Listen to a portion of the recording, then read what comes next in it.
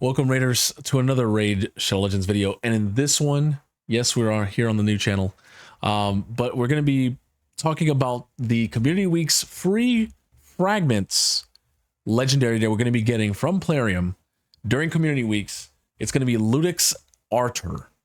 Is this champion going to be amazing? He looks decent, but let's actually look at this kid. I'm going to give you my thoughts on the champion. And when I do my thoughts, I go pretty in depth, right? I break it down in terms of books. I break it down in terms, because they don't show us the multipliers or stats yet. That you'll probably see in test server videos from other content creators. But I give you my thoughts on the skill kit and what it could be used, if it's good to skip or use for like High Mother mod. Let's look at him. It is a Sacred Order Legendary Spirit Affinity. Let's look at the A1. Sensor Whirl.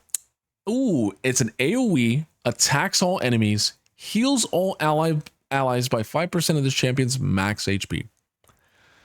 That is pretty good if you can build high speed on the champion, because that's going to be a lot of sustainability. If the champion doesn't have high base speed, you're going to have to bring increased speed or build him pretty high speed. It is a support, not an attack or defensive champion, so I'm guessing the champion might be 105 to 110 base speed on average. So looks okay so far. Let's look at the A2, Incense of Inspiration. Places a 50% increased attack buff and a 25% strengthen buff on all allies for 2 turns. That's actually not bad. And it's on a 3-turn cooldown with a fill the turn meter of all allies by 15%. Okay, 15% is kind of low. That's like epic status. But it brings 2 strong buffs, attack and strengthen. I would have rather liked attack and increased speed. Strengthen goes better. I think like increased and strengthen buff would have been good for a defense champion. And for attack champions is, you know, attack and crit damage or attack and speed. But attack and strengthen is interesting. What is this for? Like a He-Man? Makes you wonder. But overall, 15% turn meter boost on a 3-turn cooldown's okay. Hopefully this champion is high speed so you can get really good value out of that. Otherwise, it's just, it doesn't do anything else. It doesn't strip buffs. It puts 2 buffs and a turn meter boost. Is kind of generic. It's pretty like, we already had that in Raid a lot. But overall, it's okay. We'd have to see its base speed. Or his base speed, because it seems like a male. Revival Mandate is going to be the A3 skill. It's going to say revive an ally with 50% HP and 50% turn meter, nothing special, that's actually average. Also places an increased attack buff on that ally for 1 turn. Okay, so you're going to want to use allied nukers with this champion. That's kind of that's kind of specific, so like defensive champions and HP champions won't get the value of that. It's very sad. I would have rather liked, like I said, once again, an increased speed buff, right? So they can take a turn, but let's read the rest. It says, then activate the revives allies default skill.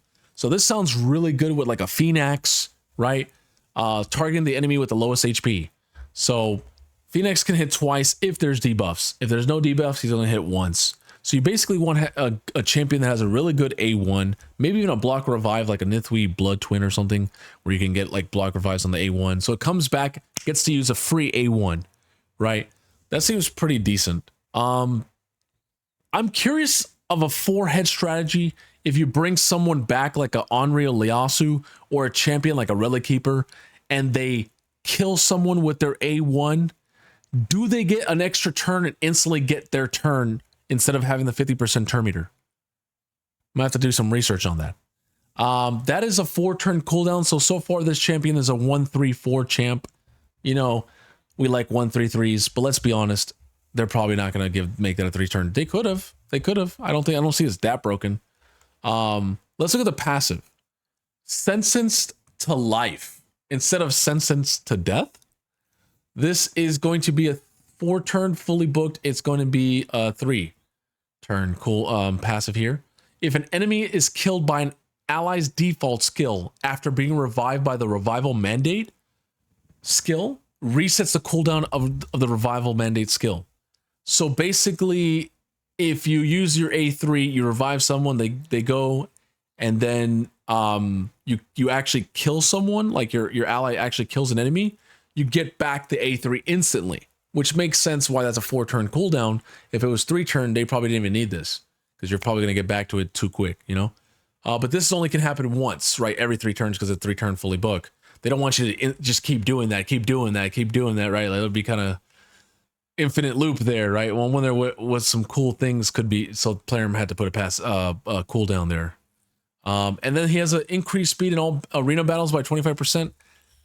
I mean, there's 28s like Wukong, Armons, but it's better than 19%, right? But most of the 19% are all in all battles. This is only arena. Would I use this champion in an arena? Because they're basically forcing you in a sense. He doesn't have any strips, doesn't have any decreased buff cooldown, like the duration of buffs, doesn't reset cooldowns.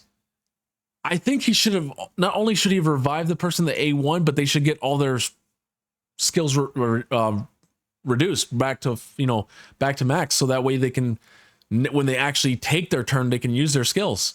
Because if you revive somebody with no skills, they're just going to A1, like, you know what I'm saying? Like, I like the champion, but at the same time, it's kind of, once again, it's very similar to the previous champion that we just did a video on, the High Elf Fragment Fusion Summon, right? Man, these champs are coming out. I mean, you might be like, but Jay, it's free. It's not like a Fragment Fusion Summon where you have to actually do work. This champion is 100% free, JR. Would you still build this champion? Let's look at the books. We have 4 books on the A1, 2 books on the A2, that's 6. Let's look at the A3, that's 2, that's 8, plus 1 on the passive. 9 books. Okay, so overall the champion's a 1, 3, 4, right? 1, 3, 4 on terms of cooldowns. Then it's also 9 books. Not bad in general. In general. We still have to see this the speed of the champion. But I think he's a decent champion. He's going to be really, really good for new to mid-game players. Definitely insane, actually, for new to mid-game players, especially if you can use your Supreme Galek. Then you get this champion, and if you can get Wukong instead, wow, you can give Wukong, and give increased attack to the Wukong, and Wukong loves that, right? So, I mean, it seems okay, but at the same time, I'm like, dang. Maybe I'll find some use on him, maybe like an Amius, but at the same time, it's like Amius will just reduce all those buffs anyways, and then the heal in the A1 is okay, but then you'd have to just spam A1s and not use the rest of the skills. You see what I'm saying? Like, man. Yeah, the champ's pretty bland, man. Maybe in a specific comp, you could actually make this champion an 8 out of 10, but I'm going to have to make this guy a 6 out of 10, honestly, until I see those stats and multipliers. So, yeah. If that would have been a 25% turn meter boost, I think I would have given this guy a 7 or 8. But at 15%, it's like, brother, come on, no increased speed. It's just weird. It's weird. Why not give him? Why not give something else on the passive where if like there's allies dead, he gets a boost of turn meter by 20 or 50% or something like that, so that way he can instantly go revive them instantly, like something like that, like a whoa, and bring them back, like. Or if Sentence of Life, why not like the champion that gets revived cannot be block revive for like a turn or two? Like they get a revive on death buff that cannot be removed, and they makes the champion like a new buff that cannot block revive them for 2 turns. And it's something like that. Cool, would have been something unique in raid, but I don't know. We also get resources. Yeah, we also get resources from the calendar, so that'd be cool.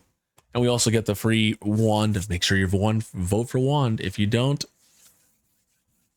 I'll ban you from chat. Just kidding. Anyways, those are my thoughts on Ludex Artor.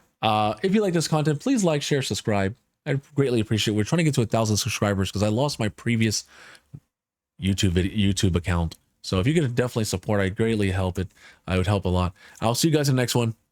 Bye-bye.